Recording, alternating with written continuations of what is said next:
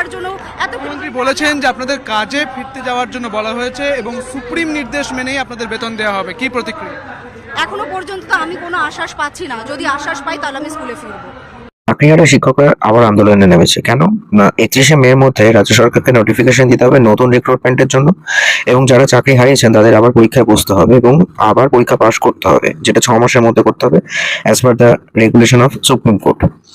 এবার এখানে একটা কন্ডিশন ছিল যে রাজ্য সরকারকে রিভিউ পিটিশন দিতে হবে এবং এই যারা পরীক্ষাটা দিয়েছিল 2016 সালে তাদের সবার ওএমআর শিটের স্ক্যান কপি কোর্টে জমা করতে হবে, যেটা এখনো পর্যন্ত রাজ্য সরকার করেনি।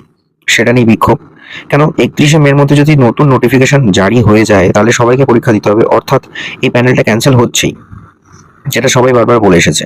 তাহলে আলটিমেটলি এখানে যারা অনেকে বলেছিল যে এই ব্যাপারটাতে উস্কানি দিয়েছে বিরোধী দল বা মাকুড়া, কিন্তু আলটিমেটলি তো দেখা গেল প্যানেলটা ক্যান্সেল হচ্ছে। এক্ষেত্রে রাজ্য সরকার কোনো প্রতিক্রিয়া দিচ্ছে না, উল্টে দেখা গেল তাদেরকে পুলিশ পেটাচ্ছে, এবং পুলিশ পেটানোটা এমন ভাবে ব্রুটালি মারছে, হাত পা মেরে ভেঙে দিয়েছে, মাথা ফাটি দিয়েছে, রক্ত বের করে দিয়েছে। ভাই এরা শিক্ষক, এরা সবাই মাস্টার্স পাস করা, কেউ পিএইচডি, কেউ এমফিল, তারপর বিএড করেছে, কেউ কেউ এমএড করেছে, হাই স্টাডিজ, মানে লেজেন্ড এক একজন, মানে একেবারে লেজেন্ড লেভেলের। কেউ কেউ ইউপিএসসি তে র্যাঙ্ক করেছে, কেউ প্রফেসর হয়েছে, তাদেরকে মেরেছে ধরে।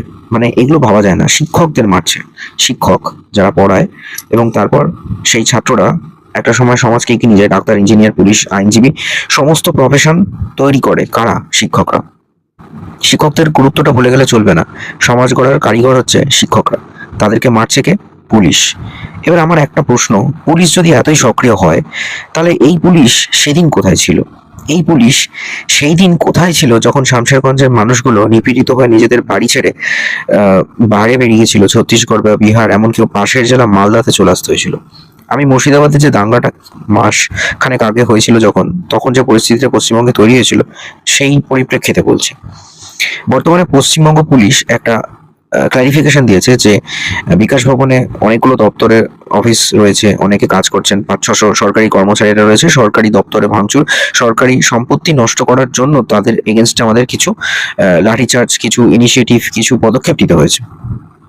এটা শুধুমাত্র সরকারি জায়গা বলেই কি এই পদক্ষেপটা নিতে হলো? তাহলে ধুলিয়ানে যখন ল অ্যান্ড অর্ডারটা ব্রেক করছিল তখন পুলিশ কোথায় ছিল? আমার কাছে এই প্রশ্নটা রয়ে গেল। তখন কি সাধারণ মানুষগুলোর বাড়ি ভাঙচুর করেছে, তাদের জিনিস লুটপাট করা হয়েছে, মন্দির ভেঙে দেওয়া হয়েছে, সেগুলো কি সরকারি জমি বা সরকারি সম্পত্তি নয় বলেই কি পুলিশ কোনো পদক্ষেপ নেয়নি? তাই জন্য কি বিএসএফ নামাতে হয়েছিল? আমার কাছে এই প্রশ্নটা রইল। আমি এত কিছু জায়গা